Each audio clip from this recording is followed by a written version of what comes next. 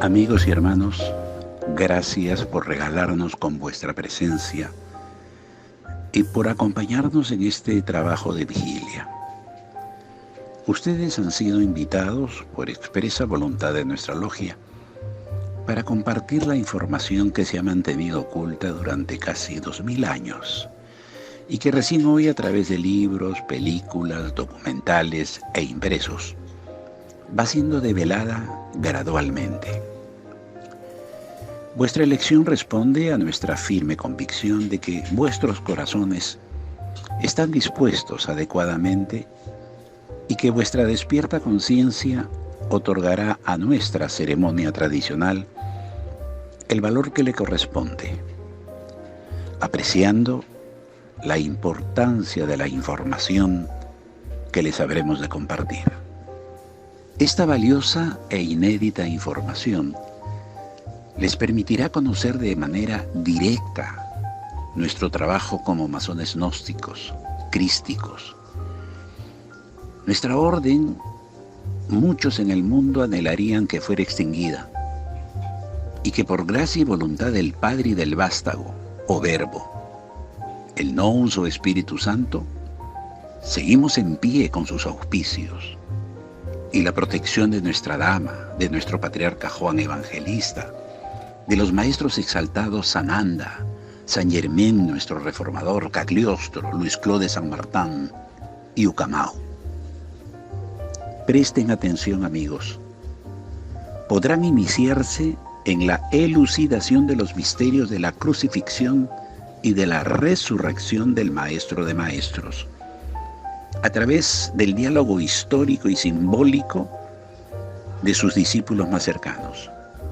Precisamente después de que el Opus Magnus, llamado por nuestra tradición como el Misterio de Betania, fue explicitada por Juan en su epopeya o Apocalipsis. Los masones gnósticos nos reconocemos por obras de amor y de servicio, tanto para los hermanos como para el prójimo en general. Ser amoroso y servicial es ser amigo de Cristo, y así es como se entiende a un masón gnóstico crístico. ¿Que cómo se logra ser amigo de Cristo? Es una muy buena pregunta.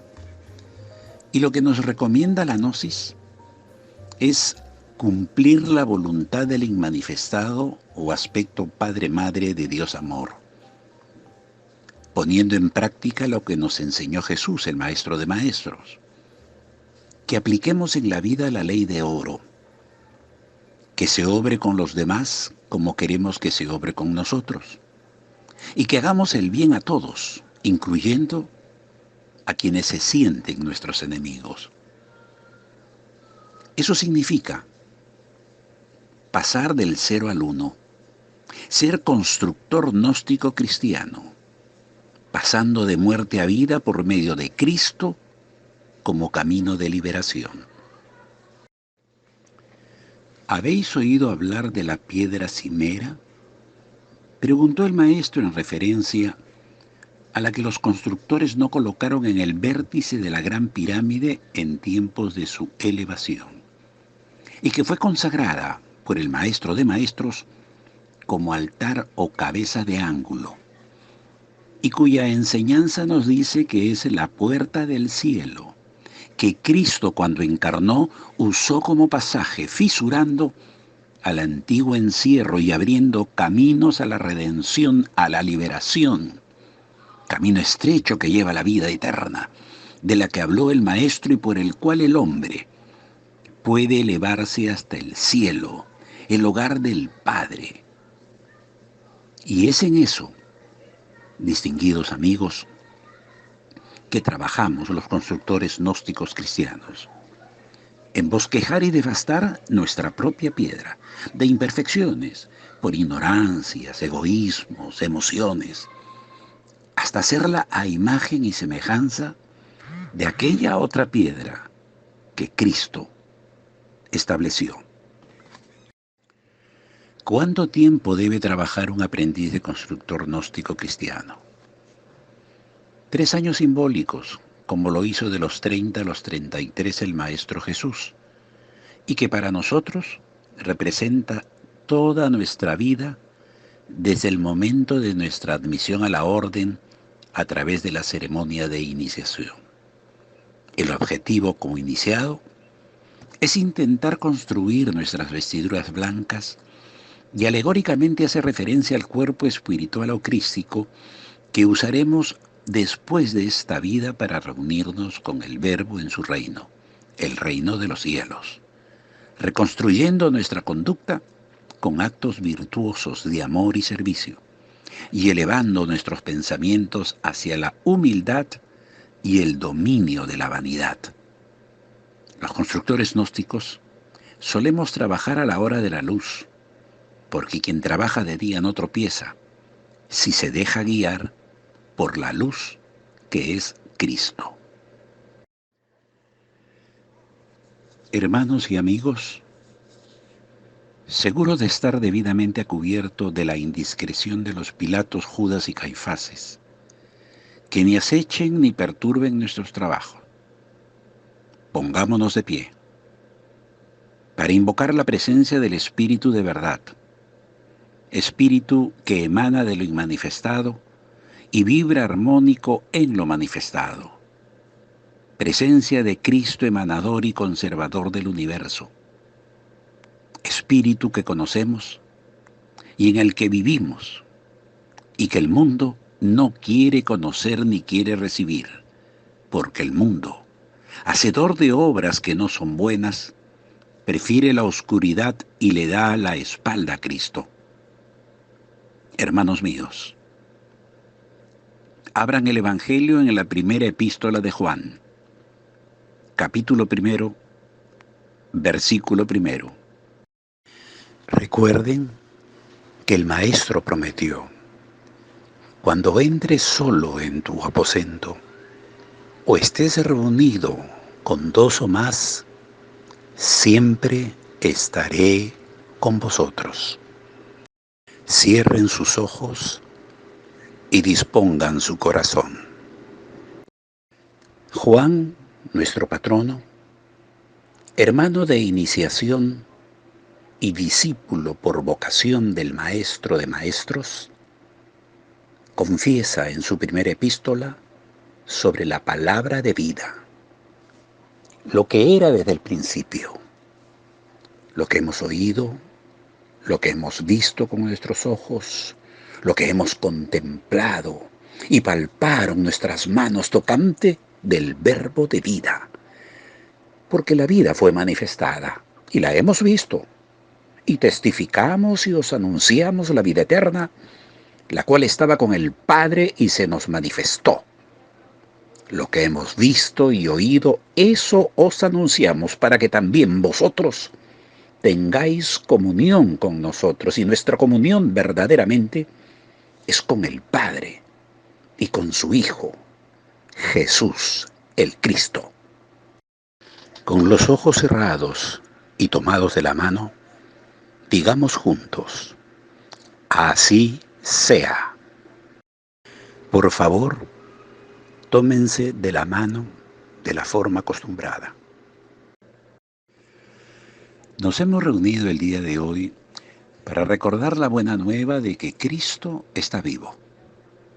En una fecha similar a hoy, cuando los hombres, también como hoy, despreciaban la luz y el mundo sucumbía en la penumbra, nuestra hermana María, la preferida del Señor, fue elegida por Él para ser la portadora del Evangelio de la luz.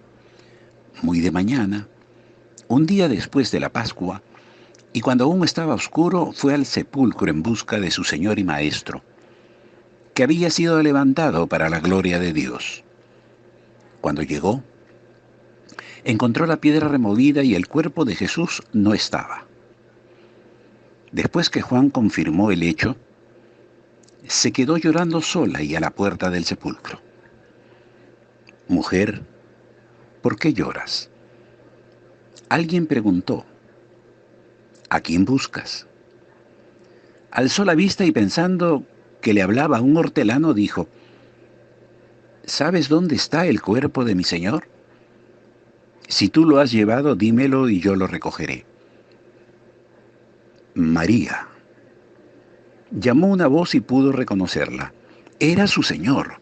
Se incorporó con alegría para abrazarlo y él le dijo con amor: Anda ve y dile a los hermanos que todo está cumplido y que pronto los veré. Así fue como volvió a ver a su Señor. María, si tú conocías bien al Maestro, ¿cómo no lo reconociste confundiéndolo con un hortelano? María contestó: Hermano Tomás, yo sabía que mi Señor me hablaría, pero no lo esperaba cambiado. Él tenía cortado el cabello, rasurada la barba. La primera vez que me habló, en verdad yo estaba emocionalmente distraída y por ello no reparé en el verbo. Mas cuando me llamó por mi nombre, tomé conciencia y volví a despertar. Después de esto, Tomás afirmó: Yo puedo dar fe que el Evangelio o buena nueva de María es verdad, porque yo vi y sentí las señales del cuerpo del Maestro. ¿Dudaste en algún momento, Tomás? Alguien le preguntó y aquel respondió: Yo jamás dudé. El Maestro dijo: Destruid este templo y en 3 días lo levantaré. Pocos pueden entender que después de la muerte viene la vida, el renacer, el resucitar. Muchos piensan que la muerte es el final. Pocos saben que la mal llamada muerte es el comienzo de la vida espiritual plena y libre de ataduras o defectos. Renacer es volver a comenzar, pero de una manera nueva y distinta. Renace quien deja la inconsciencia emocional y despierta para el uso de su divino privilegio de sentir e intuir. Renace también quien decide de manera libre y voluntaria emprender el camino de su autorrealización, el opus magnum o regeneración. El Maestro supo que el Verbo, vástago o Hijo, tenía que encarnar y que su trabajo personal era ayudar a que se cumpla ese propósito. Jesús jamás renunció a su entrega. Como hombre tuvo momentos de debilidad, pero al final asumió su compromiso y se hizo la voluntad del emanador que lo envió, su Padre. Por eso yo, Tomás, que soy parte de este misterio, tengo la autoridad para comprobar si quien se presenta como el Maestro es en verdad el Ecce Homo. Entonces, no dudé, solo indagué. El Maestro enseñó con parábolas porque hay quienes viendo no ven y oyendo ni oyen ni entienden. Porque no a todos les está permitido conocer los misterios del reino de los cielos. Y la única razón es porque no lo quieren conocer, porque sus obras no son buenas. El Maestro fue muy claro en señalar que solo quien conoce la verdad será libre, libre de cometer error o de transgredir la ley, porque pecado es transgresión a la ley. Jesús no pecó porque no transgredió la ley.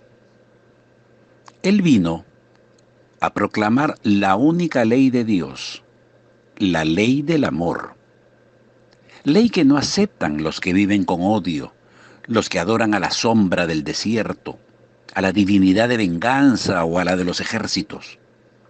Por eso los rabinos, fariseos y saduceos conspiraron para asesinar al Maestro.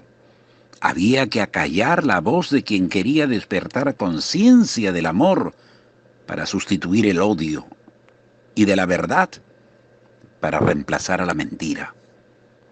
El Maestro se los dijo: ¡Ay de vosotros, fariseos hipócritas, que han perdido la llave de la ciencia! No pueden entrar en el reino ni dejan entrar a los que quieren hacerlo.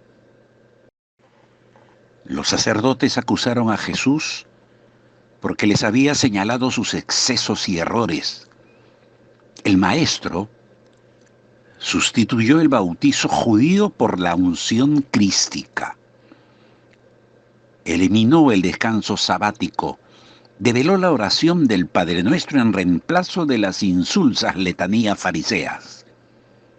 Optó por la selección de discípulos y enseñó una nueva moral fraterna, amorosa y servicial, que asegurara la paz entre los humanos y recusó a las clerecías oficiales. Ni Anás, ni Caifás, ni el Sanedrín pudieron condenarlo de transgredir la ley de sus profetas. En efecto, hermanos y amigos, los sacerdotes no podían condenar ni ajusticiar a Jesús, como fue el plan de la conspiración judía, porque el maestro de maestros no fue judío y no tenían autoridad sobre él.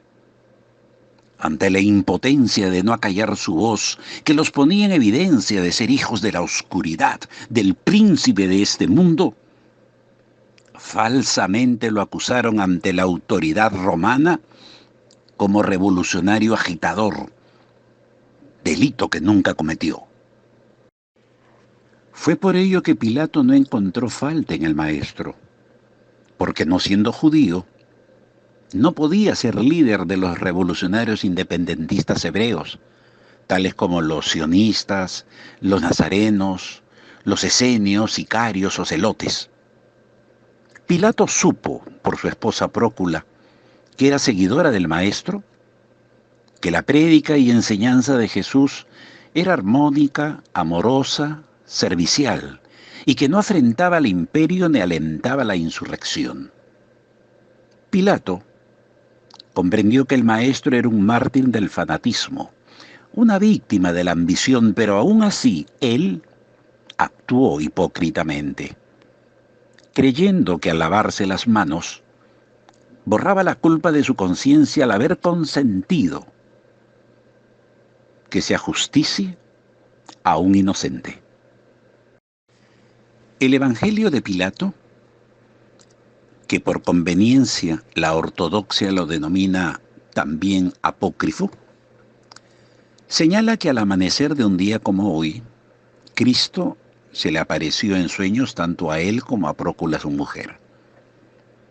Cuando los sacerdotes regresaron para pedir el cuerpo de Jesús e impedir la creación de una leyenda de posible resurrección, la autoridad romana le dijo: yo sé que Cristo está vivo. Lo he visto en sueños. Me mostró la ciudad de Jerusalén, toda iluminada con el brillo de su cuerpo, con la sola excepción de vuestra oscura sinagoga. Márchense. No quiero saber más de ustedes. Es por eso que resulta falso y de toda falsedad aseverar, como lo hacen, que sus restos han sido hallados y que reposan en un osario en Jerusalén, precisamente en la ciudad donde el maestro profetizó que no se va a adorar al Padre. El Sagrado Corán de los mahometanos dice que Jesús no fue crucificado y que los que aseguran que sí ocurrió no saben lo que dicen, no tienen pruebas, solo conjeturas. Los creyentes en el Dios castigador y vengativo de la Torá o Antiguo Testamento niegan que el Maestro resucitó para ocultar su error de haberlo confundido con el Mesías liberador que esperaban los celotes. Al fracasar los planes independentistas, Judas el sicario, por el arte de la gematría judía o interpolación de letras sin modificar el valor numérico de la palabra, se convierte a Judas Iscario o Iscariote, ocultando ser parte de la conjura del Sanedrín para asesinar al maestro de maestros. Las tinieblas no pueden prevalecer sobre la luz, porque la luz es verdad y las tinieblas mentira, engaño, hipocresía. Aunque el plan para asesinar al maestro fue desarrollado sagazmente por todos los implicados, los hijos del oscuro no midieron en su odiosa ceguera que en esa oportunidad la lucha no era solo contra un maestro, sino contra el propio Dios amor manifestado. El maestro enseñó sobre la necesidad de despertar, del tomar conciencia, del ir en pos de Él porque Él es la luz, la verdad, la gnosis. Pero ¿qué de la fe de los que creen? ¿No fue por fe que resucitó el hijo del oficial de Cafarnaúm? Aquel oficial estuvo en Jerusalén y vio las señales que hizo Jesús. El oficial sabía que solo el maestro podía salvar a su hijo. Por eso Jesús le dice, si no vieras señales y prodigios no vendrías. Ve, tu hijo vive. La fe ciega y sin conocimiento solo es buena si es perfeccionada con obras justas. Si un hermano o hermana está en necesidad y alguno de nosotros le dice, ve con paz, caliéntate y sáciate, pero no le damos las cosas que le son necesarias, ¿cómo podrá aprovechar de nuestras buenas intenciones? La fe sin conocimiento es una fe sin obras, es muerta, y por nadie es aprovechada, y a nadie redime. El Verbo se hizo carne por hecho, no por fe. Cuando no se conoce a Dios se necesita de la fe, porque se ha perdido el recurso de Dios, el recuerdo de Dios, se ha perdido la palabra, se ha perdido la gnosis. El Espíritu es el pensamiento de Dios que Él creó semejante a sí mismo. El término mente se utiliza para representar el principio activo del Espíritu, el cual le suministra a la mente su energía creadora, y cuando el término va con mayúscula, se refiere a la mente de Dios o a la mente de Cristo. Este mundo es un estado ilusorio, y el concepto de mente individual parece tener sentido, y por eso, en un curso de milagros, se describe a la mente como si consistiera de dos partes, el espíritu y el ego. El espíritu es la parte que aún se mantiene en contacto con Dios a través del Espíritu Santo, quien, aunque mora en esa parte, también ve la otra. La otra parte de la mente es completamente ilusoria y solo teje ilusiones. La mentalidad recta escucha al Espíritu Santo, perdona al mundo y en su lugar ve el mundo real a través de la visión de Cristo. La mentalidad errada, la mayoría, escucha al ego y teje ilusiones. Percibe el pecado, justifica la ira y considera que la culpabilidad, la enfermedad y la muerte son reales. Cristo armonizó el equilibrio y restableció el orden que se había perdido por la ambición de algunos, la codicia y la hipocresía de otros y la ignorancia de muchos. En la historia del origen de ese desorden, el Antiguo Testamento cuenta que en el paraíso hubo quien prohibió al hombre que comiera del árbol del bien y del mal. Le mintió desde el principio. Luego, confundió las lenguas en la Torre de Babel, se enseñoreaba con el miedo y la ignorancia de los muchos, y se proclamó como el príncipe de este mundo. Clamaba venganza y se mostraba celoso, guerrero, líder de legiones, de ejércitos, sombra virtual e inarmónica, creada por las emociones, holocaustos y sangre derramada de muchísimos hombres y mujeres, inmolados en defensa de la semilla divina de la intuición e inspiración como simiente de la intelequia, que todo corazón inteligente de la humanidad requiere para vencer a la soberbia, a la vanidad, el egoísmo y los miedos. Los enemigos de la luz creyeron que eliminando la forma desaparecerían la esencia. Jamás entendieron el simbolismo de la resurrección de Lázaro. No comprendieron que nadie subió al cielo, sino que hubo quien descendió del cielo, el Verbo manifestado. El Padre a nadie juzga. Todo el juicio como medida le ha sido dado al Hijo y el Hijo vino a juzgar y juzgó. Y se juzgó a aquel que engañaba a los pobres de espíritu y a los débiles de razón. Así, el príncipe de este mundo, el oscuro, fue expulsado del planeta. Hermanos, amigos, ha llegado el momento del encendido de la luz interior. Por favor, pongámonos de pie.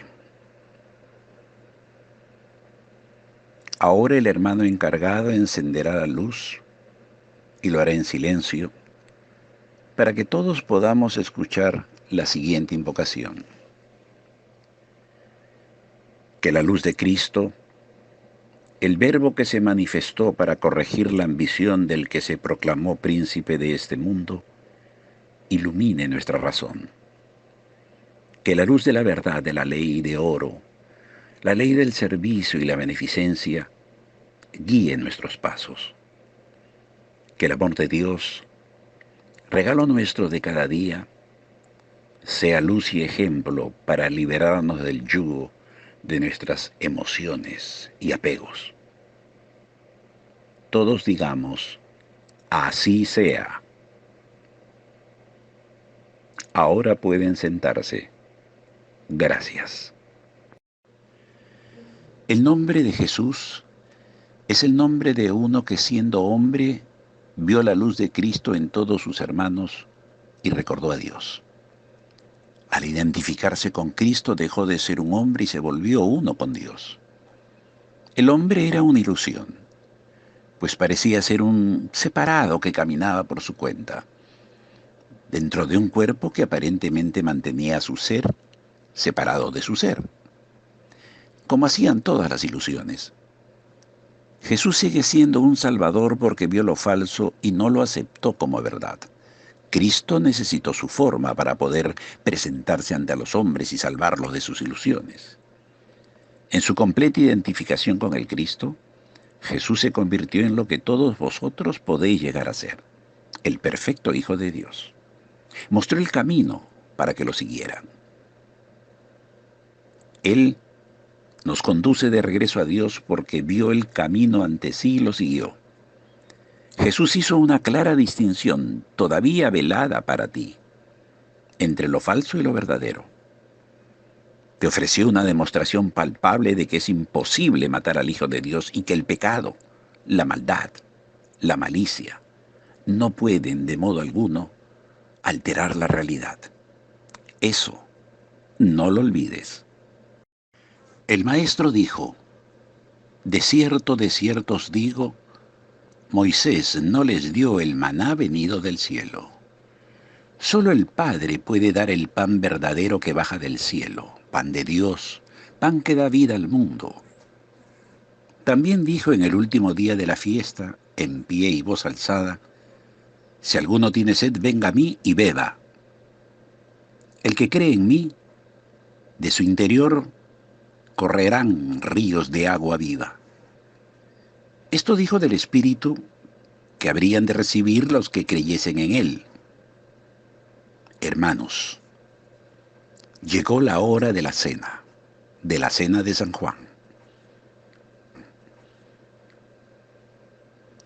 Si estás solo, toma y come el pan. Y si estás acompañado, repártelo diciendo, hermano, toma y come y da de comer a quien tenga hambre de vida eterna. Si estás acompañado, detén el video y continúa cuando todos hayan comido. Si estás solo, continúa. Igual que con el pan, si estás acompañado, detén el video hasta que todos hayan bebido.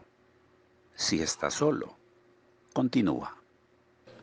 Luego, haces lo propio con el vino, diciendo, hermano, toma y bebe, y dar de beber a quien tenga sed de amor.